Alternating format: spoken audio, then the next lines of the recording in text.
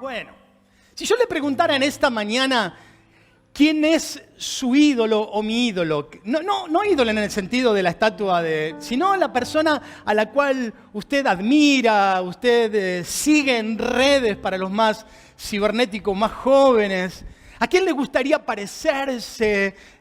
¿Cuál sería su respuesta? ¿Cuál sería la respuesta? A mí me gustaría ser como... En esta fiebre del mundial, muchos dirán, a mí me gustaría parecerme a Messi o a alguno de los jugadores de fútbol más famosos y conocidos. Claro, tienen todas las virtudes, son admirados, tienen mucha plata, son jóvenes, son lindos, son famosos. Así que creo que muchos, no sé si acá dentro de nuestra congregación, pero muchos en la calle los admiran y les gustaría parecerse a ellos. Otros quizás quieran parecerse a algún artista, algún cantante, algún actor, a alguien famoso que de alguna manera les genera admiración. Es muy importante para nosotros preguntarnos o detectar a quién admiramos. Porque de alguna manera esa persona no solamente que ejerce influencia sobre nuestra vida con su ejemplo y con su vida, sino que de alguna manera esa persona para nosotros es la meta a alcanzar. No sé si la alcanzaremos algún día, ¿no? Bueno, en el caso mío, por ejemplo, si yo admirara a Messi, difícilmente alcance a ser como Messi. Pero sí digo esto de admirar a alguien por las cualidades, por las virtudes, por lo que tiene, por lo que es, y de alguna manera es el modelo que yo desearía tener para mi propia vida. Hace 2 semanas compartí el pasaje de Filipenses capítulo 2 en los versículos 12 al 18, con el título del mensaje, Un camino largo en la misma dirección. Y hablamos en ese día acerca de la necesidad del discipulado en la vida cristiana, de aprender a vivir como cristianos. Y vimos varias cosas en ese mensaje, como por ejemplo que debíamos ocuparnos de nuestra salvación, que no deberíamos ni murmurar ni levantar contiendas porque somos hijos de la luz, que debemos alumbrar en un mundo de oscuridad, que debemos de perseverar en la fe hasta el final de nuestras vidas, que debíamos de servir por amor al Señor en el Evangelio. Todos estos temas fueron tratados en ese mensaje. Alguien me comentó, me dijo así a la pasada que los temas de ese mensaje habían sido difíciles. Y yo cuando escucho eso siempre tengo una manera de zafar, digamos, ¿no? Por decirlo de alguna manera elegante. Yo le respondí, mira, la verdad que no me echen la culpa a mí, sino échenle la culpa al Espíritu Santo que lo inspiró y a Pablo que lo escribió. Porque mi responsabilidad es predicar la palabra, enseñar la palabra tal y como el Espíritu Santo la inspiró. Así que si hay un responsable de que haya escrito o que esté escrito eso en las Escrituras, es el Espíritu Santo y Pablo que se dejó guiar al escribirlo. Lo mismo quiero decir hoy. Quiero abrir el paraguas antes de que llueva, aunque está lloviendo ya, ¿no? Los pasajes de esta mañana son los que siguen en la serie sobre Filipenses, es decir, del siguiente versículo que dejamos en el mensaje anterior. Así que si alguien se siente aludido o siente que la predicación es muy para él, gloria a Dios por esto, porque quizá el Espíritu Santo le esté hablando a esa persona. Pero en caso de que no le guste el mensaje o el tema, vuelvo a repetir lo mismo. Tiene que reclamarle al Espíritu Santo y a Pablo por haber escrito esos pasajes y no a mí. Vamos a continuar con el tema del discipulado, terminando el capítulo 2 y resaltando aquellos temas que para nosotros en aquella oportunidad fueron importantes. Decíamos en la introducción del mensaje anterior de la serie de que en nuestro tiempo hay muchas personas dispuestas a aceptar el regalo del Evangelio, a aceptar la propuesta de entregar nuestra vida a Dios y de alcanzar salvación, pero son muy pocas las personas que están dispuestas a ser discipuladas, a ser acompañadas, a recibir recibir consejo de la palabra de Dios, de un líder espiritual, para poder seguir creciendo en la vida de fe.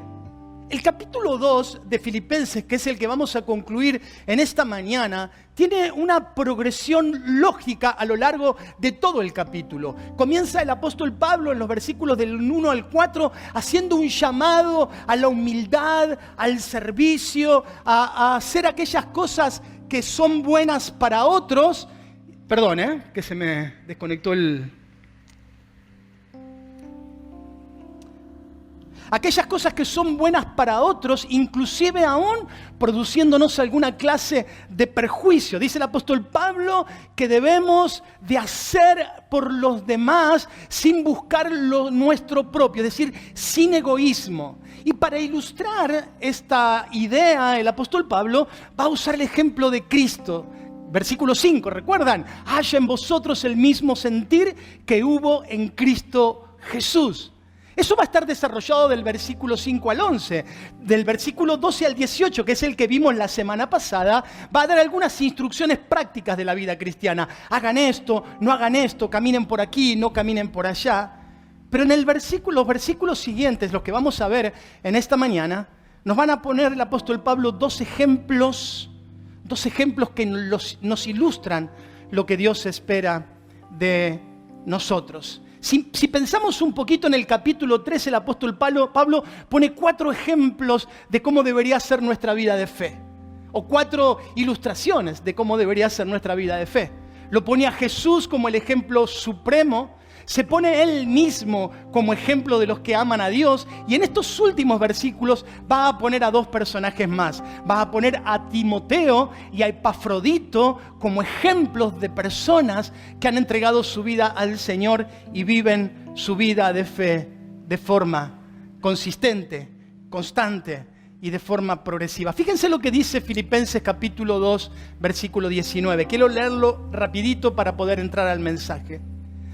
Dice, si el Señor Jesús quiere, lo voy a leer en NTV porque me pareció que era una mejor manera de mirar esta narrativa. Es narrativa, así que una mejor manera de hacerla. Dice, si el Señor Jesús quiere, espero enviarles pronto a Timoteo para que los visite. Así él puede animarse a traerme noticias de cómo están. No cuento con nadie como Timoteo, quien se preocupa genuinamente por el bienestar de ustedes. Todos los demás solo se ocupan de sí mismo y no de lo que es importante para Jesucristo. Pero ustedes saben cómo Timoteo ha dado muestras de lo que él es. Como un hijo con su padre, él ha servido a mi lado en la predicación de la buena noticia. Espero enviarlo a ustedes en cuanto sepa lo que me sucederá aquí. Y el Señor me ha dado confianza que yo mismo iré pronto a verlos. Mientras tanto, pensé que debería enviarles de vuelta a Epafrodito. Él es un verdadero hermano, colaborador y compañero de lucha. Además, fue el mensajero que ustedes para ayudarme en mi necesidad enviaron. Lo envío porque desde hace tiempo tiene deseo de verlos y se afligió mucho cuando ustedes se enteraron de que estaba enfermo. Es cierto de que estuvo enfermo, incluso a punto de morir. Pero Dios tuvo misericordia de él, como también la tuvo de mí, para que yo no tuviera una tristeza tras otra. Así que estoy aún más ansioso por enviarlo de regreso a ustedes, porque sé que se pondrán contentos al verlo y entonces ya no estaré tan preocupado por ustedes. Recíbanlo en el amor del Señor y mucha alegría y denle el honor que una persona como él merece, pues arriesgó su vida por la obra de Cristo y estuvo al borde de la muerte mientras hacía por mí lo que ustedes no podían hacer desde tan lejos. Si hay algo que yo pretendo cada vez que comparto la palabra de Dios, no es solamente que la verdad de Dios salga a la luz a través de la predicación, sino que hay otra intención o otro deseo detrás de cada vez que predico, y es que cada uno de nosotros tenga amor por la palabra de Dios. Que cada uno de nosotros vea en la palabra de Dios el alimento para su vida de todos los días.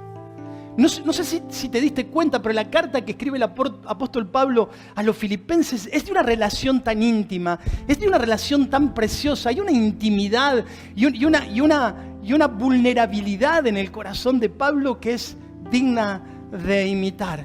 El primer ejemplo que señala Pablo es a Timoteo, un ejemplo a imitar, un hombre generoso y entregado para la obra del Señor. Pablo está en la cárcel, recordemos esto, que Filipenses es una de las cartas carcelarias, y aún en esa condición el apóstol Pablo no está pensando en su libertad, no está pensando en su beneficio, sino que sigue preocupado por el progreso del Evangelio y sigue administrando la obra del Señor, aún a pesar de las limitaciones que le ofrece su condición presente. Dice que Timoteo era de tanta confianza que él lo podía enviar en su lugar, como si pudiera ir él mismo. No tenía reparos en decir, miren, si voy yo o va Timoteo es lo mismo, porque lo que yo puedo decirles o lo que yo puedo hablarles, mi hijo Timoteo va a hacer lo mismo. Es un reflejo de lo que ha aprendido, de lo que le he enseñado, de lo que ha visto en mí. Y va a decir algo muy fuerte el apóstol Pablo sobre Timoteo. Va a decir, Timoteo es un hombre como pocos. Timoteo, no hay otro tan entregado como él. Alguien que se preocupa de forma genuina por el Evangelio. Quiere decir que si el apóstol Pablo está diciendo que hay pocos como él, es que hay muchos que no son como él. Si el apóstol Pablo dice de que Timoteo se preocupa de forma genuina, quiere decir que hay muchos que no se preocupan de forma genuina. Aparentan preocuparse, pero no es lo que están sintiendo de verdad. Dice que Timoteo ha servido junto a Pablo como si fueran padre e hijo. Esto a mí me tocó mucho el corazón. Porque el apóstol Pablo va a decir en el versículo 21... Que los demás se ocupan solo de lo que a ellos les interesan. O como dice literalmente, se ocupan solo de sí mismos y no de lo que es importante para Jesucristo. La mayoría, dice el apóstol Pablo, piensa en su beneficio, en lo que le trae alguna clase de beneficio a él, a su familia, pero que no trae beneficio para la obra del Señor. Qué pena cuando las personas entienden el Evangelio como una manera más de poder salir beneficiado en algún aspecto de su vida, ya sea eternidad de salvación o provisión de Dios o ser sano de una enfermedad, pero siempre girando el Evangelio a través o alrededor del individuo. Pero qué hermoso cuando los hermanos sirven donde sea, en lo que sea, con tal de honrar al Señor y pensando que aún a perjuicio propio Dios me ha dado este privilegio de poder servir a los demás. Timoteo, dice el apóstol Pablo, ha dado sobradas pruebas de lo que es. A mí me encanta esto, ¿no? De la madera con la que está hecho, de cuál es su esencia. Timoteo ha sido probado, ha dado pruebas contundentes de quién es. Ha sido probado por circunstancias difíciles y siempre ha salido aprobado. Timoteo sirvió a Jesús sirviendo a Pablo y a la iglesia. Timoteo no tenía problemas en no ser tan conocido como Pablo. Lo importante para Timoteo era que Cristo sea conocido. Timoteo no era un hombre fuerte, un hombre que tenía vitalidad. Era un joven probablemente. Algunos historiadores dicen que tenía alrededor de los 40 años. Pero era un hombre de salud débil, tenía una enfermedad crónica, sabemos por las escrituras que tenía problemas estomacales, sufría de algún tipo de dolencia en su estómago, pero no solamente esto, sino que el apóstol Pablo menciona que él tiene frecuentes enfermedades. Pero aún así Timoteo no deja de servir al Señor. No pone su condición de salud, no pone sus limitaciones como una excusa para no servir al Señor, sino que va y está al lado del apóstol Pablo para que juntos puedan seguir nuevamente o continuar sirviendo al Señor. Pero me emociona las palabras, traté de buscarlo en varias versiones, como el apóstol Pablo dice, como un padre y un hijo hemos servido en el Evangelio. Me encanta. Evidentemente, por la oración y la construcción de la oración del apóstol Pablo, hay ciertas características en el servicio que solamente se da en la relación de un padre y un hijo, y obviamente que esto es muy provechoso para el servicio en el Señor. Qué inmensa alegría es servir con personas que te honran, que te respetan, pero con nadie será mejor que hacerlo con tus propios hijos. Le decía a Matías y a Lucas cuando llegamos el domingo de poder haber estado el sábado y de haber estado el domingo sirviendo juntos al Señor, les decía: ustedes no se imaginan, hijos, la inmensa alegría que tengo y el orgullo que tengo de servir con ustedes. Darme vuelta y verte a vos, Mati, a vos, Lucas, y que juntos podamos servir al Señor. Le dábamos gracias a Dios por poder servir como familia al Señor. Ahora, aquí no hay una relación de parentesco. Lo que hay aquí es una relación de amor. Timoteo amaba tanto a Pablo que lo veía como su propio padre. A lo largo de mi vida de ministerio, inclusive desde que era maestro de adolescentes, hace 25 años atrás, me han dicho muchos jovencitos, adolescentes, hombres, mujeres, me han dicho: pastor, vos sos como un padre para mí. Vos sos el padre que nunca tuve. Me siento tan amado, tan respetado como nunca lo fui. Hasta me han llegado a decir: cómo me gustaría que vos seas mi papá. Pero hay un detalle.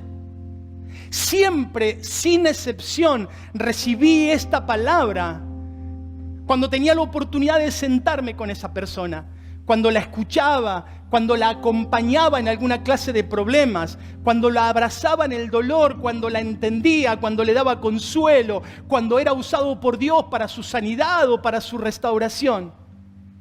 Pero nunca nadie me dijo: sos como un padre para mí. Cuando tuve que corregir, cuando tuve que tomar una decisión que no le gustaba, cuando tuve que llamar la atención, cuando tuve que disciplinar, nadie me dijo: sos como un padre para mí, porque nunca nadie me corrigió. Al contrario, lo que ocurrió lastimosamente en ciertas oportunidades es que ese amor de padre se acabó. Se acabó la consideración, se acabó el respeto y de repente el amor de padre se esfumó.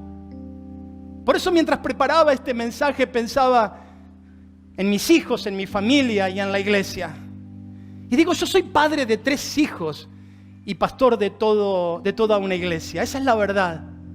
A mis hijos yo los puedo abrazar, los puedo alentar, los puedo consolar, los puedo aconsejar, pero también los puedo corregir. Me puedo sentar con ellos, puedo con mucho amor guiar sus vidas. Puedo decirles lo que está bien, puedo decirles lo que está mal. Puedo aún equivocarme, pero nunca dejarán de amarme y respetarme, porque ellos reconocen que soy su padre. Respecto a la relación de Pablo y Timoteo, alguien podría decir: quizás Pablo nunca le llamó la atención a Timoteo, por eso lo tenía como padre, porque siempre le decía cosas lindas. Pero cuando uno va a las cartas de Timoteo, que son cartas personales, se encuentra que el apóstol Pablo era un padre de verdad. Lo que tenía que decir lo decía. Por ejemplo, en 2 de Timoteo capítulo 1, le dice Pablo a Timoteo: tu familia ha sido un ejemplo. Recuerdan ese pasaje, lo hemos compartido en alguna oportunidad. Tu abuela, tu mamá han sido un ejemplo. Por lo cual te aconsejo que avives el fuego del don de Dios que está en ti, porque no nos ha dado Dios espíritu de cobardía, sino de poder, de amor y de dominio propio. Un corazón sano dice: gracias, amado Pablo, porque me has hecho ver que necesito recobrar el fuego que he perdido, la pasión que se me ha apagado, el amor que he olvidado. Quizás los golpes del ministerio me han desenfocado, pero muchas gracias, Pablo. Gracias por recordarme que Dios me ha dado poder, amor y templanza. Pero un corazón que no es sano, como no tenemos la respuesta de Timoteo a Pablo, así que estamos especulando, podría llegar a decir esto: ¿quién se cree que es Pablo para decirme esto? Él piensa que es fácil el ministerio para mí. Estoy cansado de que me diga lo que tengo que hacer. Me ofende que me diga que tengo que avivar el fuego del don, o que tengo que ser más valiente, o lo que fuera. ¿Acaso me está diciendo que soy un carnal o que soy un cobarde? En el mismo capítulo 2 de Timoteo hay una palabra que dice: de Pablo a Timoteo: huye de las pasiones juveniles. Podríamos decir que un corazón sano de Timoteo diría: gracias, Pablo, por advertirme de los peligros de las pasiones de mi juventud. Gracias por cuidarme y por seguir siendo un padre para mí. Tu cuidado y tus consejos me honran. Pero un corazón no sano puede llegar a decir: ¿qué quiere decir con que huya de las pasiones juveniles? ¿Acaso estás pensando que estoy enredado en pecados, haciendo las cosas mal, dándole rienda suelta a mis pasiones? Este Pablo siempre es el mismo, juzgando a otros. ¿Por qué mejor no se ocupa de él y me deja tranquilo a mí y a los demás? O un pedido de confianza, como el final de la carta segunda de Timoteo: Timoteo, procura venir pronto a verme. Trae cuando vengas el capote que dejé en Troas en casa de Carpo y los libros, mayormente los pergaminos. Este es un hijo, la carta de un padre a un hijo. Un corazón sano hubiera dicho: por supuesto, Pablo, quédate tranquilo, es lo menos que podría hacer por vos. Me has servido tantas veces, has sido de tanta ayuda para mi vida y mi familia, que no tengo otra cosa que agradecimiento. Voy a hacer todo lo posible por ir a verte pronto y por llevar todo lo que estás pidiendo y necesitando. Pero un corazón no sano puede llegar a decir: ¿qué se piensa, Pablo? ¿Que soy su empleado? ¿Que no tengo nada para hacer? ¿Que me sobra el tiempo? Qué fácil que es decir: vení pronto a verme. Trae esto, trae aquello. Claro, cuando uno está en la cárcel es fácil, pero para mí no es fácil. Es como si fuera lo único que tengo para hacer. Voy a ir cuando pueda, cuando tenga tiempo, y voy a ver si puedo llevar todo lo que me está pidiendo. El contenido es el mismo, la interpretación es diferente. Solo una relación de padre e hijo puede hacer que el apóstol Pablo pueda decirle a Timoteo cosas semejantes a las que hemos leído y otras muchas más, y que Timoteo, en vez de sentirse ofendido, se sienta ministrado y amado. Yo sé que esto ocurre cada vez que yo predico la palabra de Dios. Están quienes dan gracias por recibir la palabra de Dios y dicen: Señor, qué bueno que es abrir las Escrituras y poder aprender de tu palabra. Pero están quienes se pueden sentir aludidos, ofendidos o mal por causa de lo que se predica. Pablo no sabe lo que el futuro le depara, pero está confiado en Dios. Él dice: espero enviarlo a Timoteo pronto a ustedes, en cuanto sepa lo que me sucederá a mí. Quiero que ubicarlo en la situación. El apóstol Pablo está encarcelado. No se sabe si en Roma, no hay seguridad si es en Roma o en Antioquía, pero está encarcelado. Timoteo y Epafrodito están con él ahí junto con otros colaboradores. Están planificando y viendo cómo continuar como en el ministerio. Están viendo cómo hacer para que el evangelio siga creciendo y las limitaciones de Pablo no limiten el crecimiento del evangelio. Están ahí planificando y escribe esta carta de corazón a los filipenses. Y él dice que quiere enviarle a Timoteo para que vaya y los visites y que cuando regrese, como leímos recién en el final del capítulo, que cuando regrese le traiga buenas noticias acerca de cómo está la iglesia. Sería Timoteo el que fuera enviado en lugar de Pablo, como decíamos al principio. Pero está Epafrodito. Epafrodito es al revés. Epafrodito fue enviado por la iglesia de Filipos a ver cómo estaba Pablo, para ver cómo estaba su condición, si necesitaba algo. Y es más, no solamente para ver cómo Pablo estaba, sino que a través de Epafrodito, la iglesia de Filipo le envió una ofrenda para que Pablo, encarcelado, pudiera tener de qué sustentarse. De Epafrodito conocemos muy poco, es nuestro segundo ejemplo. Conocemos bastante de Timoteo, pero no conocemos casi nada de Epafrodito. Su nombre significa amable, digno de ser amado, el que es fácil de amar. Pero hay algunas características que va a dar el apóstol Pablo de Epafrodito que son maravillosas. Dice que Epafrodito es un verdadero hermano en la fe. Y vuelvo de vuelta a hacer estos contrastes. Si el apóstol Pablo califica a alguien de verdadero hermano, significa que también puede llegar a ver, ¿qué cosa? Falsos hermanos. Así que va a decir: este es un verdadero hermano, este forma parte del cuerpo de Cristo, este tiene padre, este tiene iglesia, este ama a los filipenses, este me ama a mí, este ama la obra, este es un verdadero hermano, un verdadero hermano. La segunda cosa que va a decir es que es un colaborador. colaborador en el español es una palabra compuesta, colaboro, una palabra del latín, el que trabaja al lado, el compañero de trabajo, pero en el original griego es mucho más fuerte la palabra, porque la palabra que utiliza el apóstol Pablo dice que es la palabra sunergón, que se deriva de la palabra sinergia. Y los que han escuchado el significado en algún momento de su vida de la palabra sinergia, es que el trabajo de dos personas, la suma del esfuerzo del trabajo de dos personas da un resultado mayor que el esfuerzo individual de cada uno.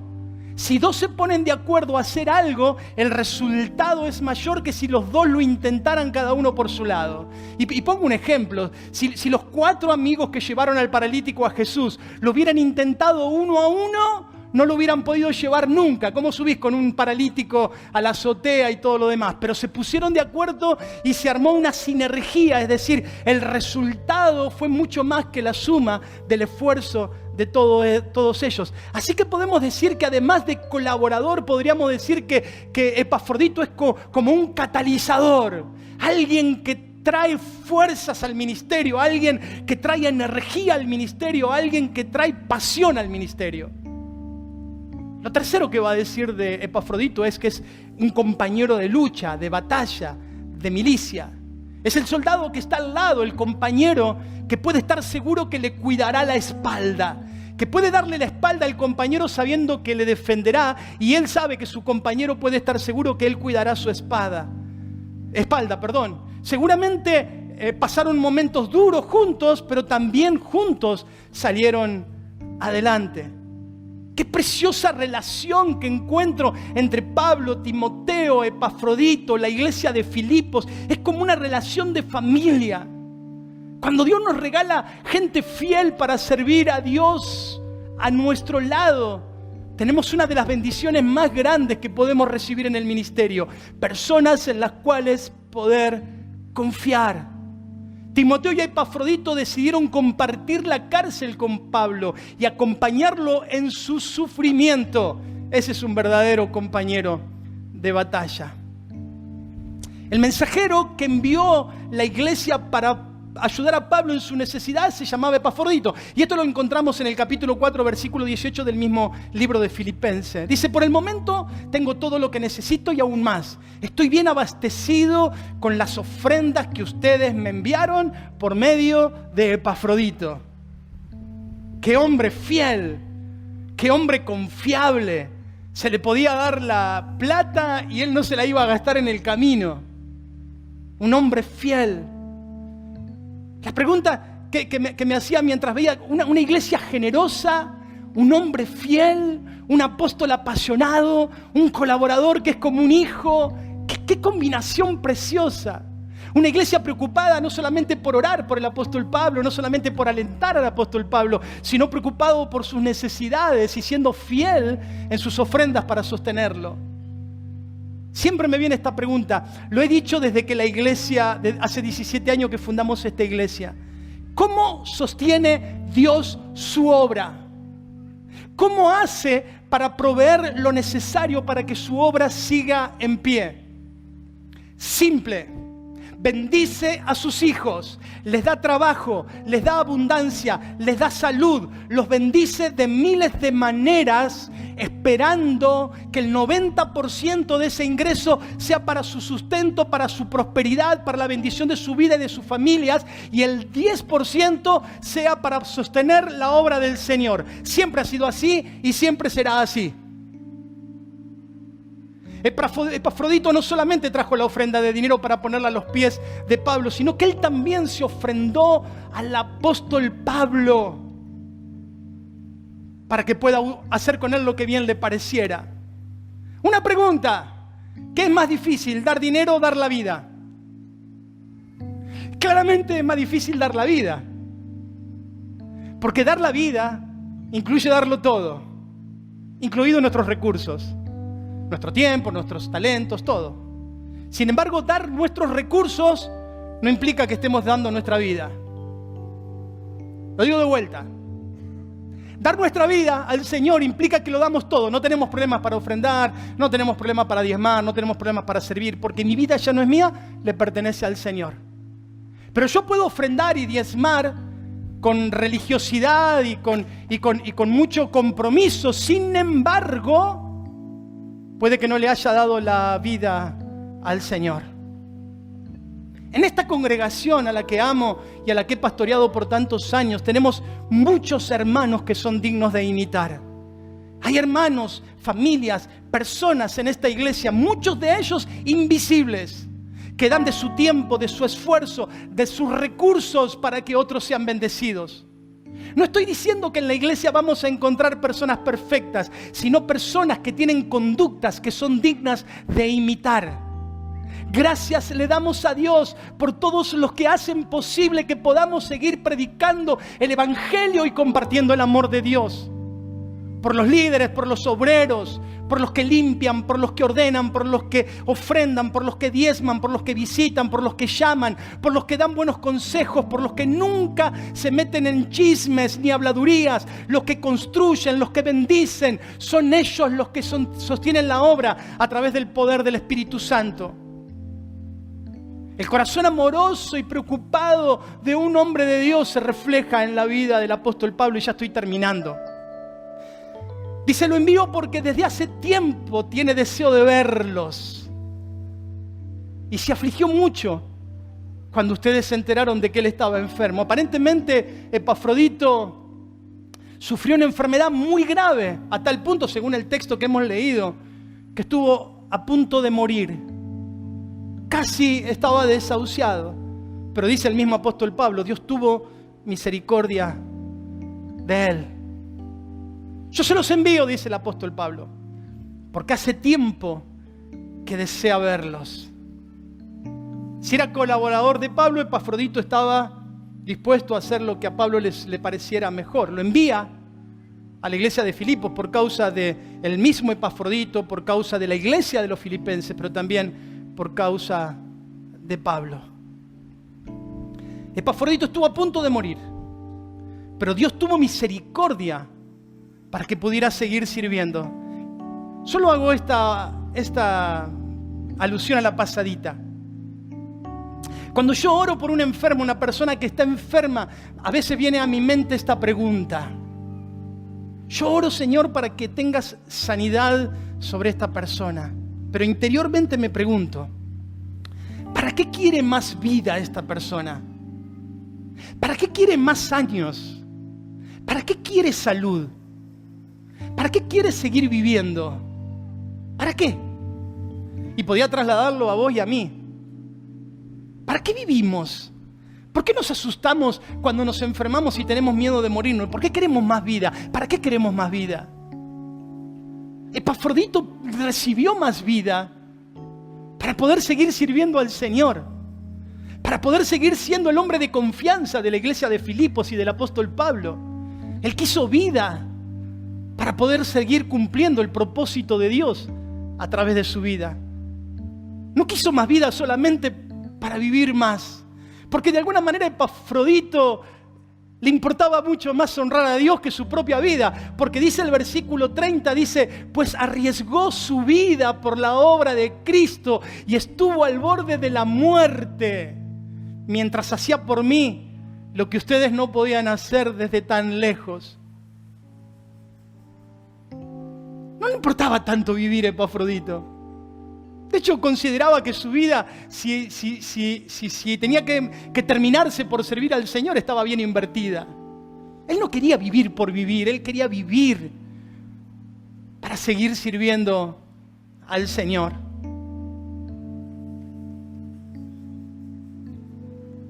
Qué bendición que son las personas que sirven al Señor. Qué bendición que son los obreros fieles.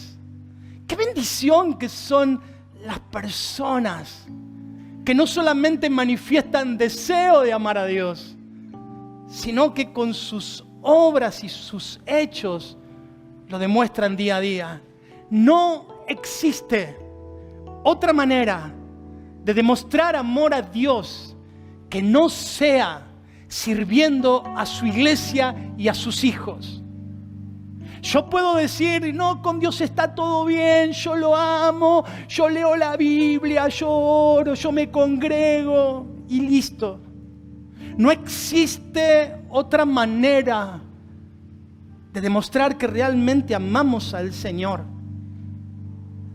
si no nos esforzamos en hacer algo más o por alguien más que nosotros mismos.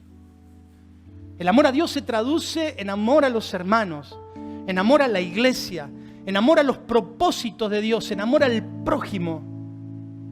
Quien diga lo contrario nunca ha leído la Biblia.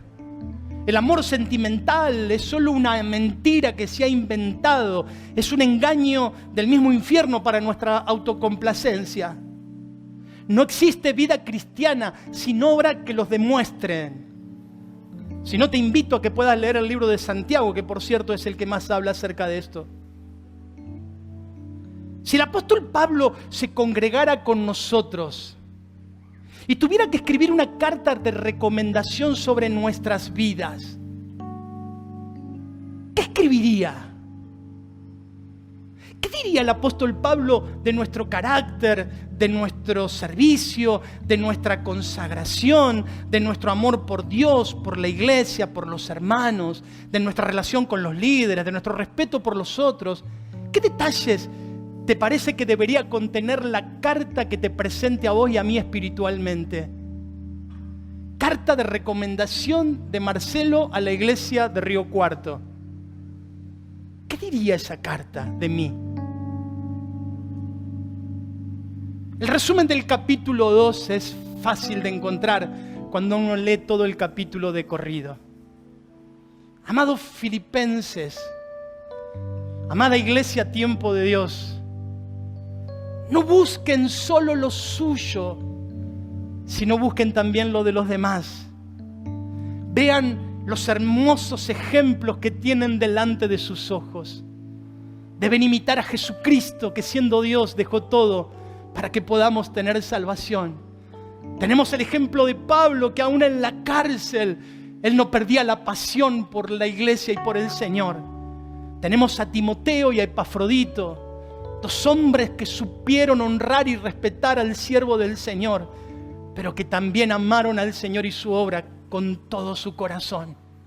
Ese es el resumen de la carta y a mí me gustaría que sea nuestro resumen. Amada iglesia, no busquemos solo lo nuestro, sino que busquemos también lo de los demás. Veamos qué hermosos ejemplos que tenemos delante de nuestros ojos. No solamente a Jesús, a Pablo, a Timoteo y a Tíquico, sino que aún dentro de nuestra congregación hay ejemplos que podemos imitar. Gente que no tiene problema en agarrar el pico, la pala, la cuchara, la escoba, la silla, lo que fuera, con tal de que alguien sea bendecido por medio de su vida. Eso es lo que Dios espera de nosotros. Eso es lo que Dios espera de vos. Eso es lo que Dios espera de mí. Eso es lo que Dios espera de nosotros. Oramos. Señor, gracias.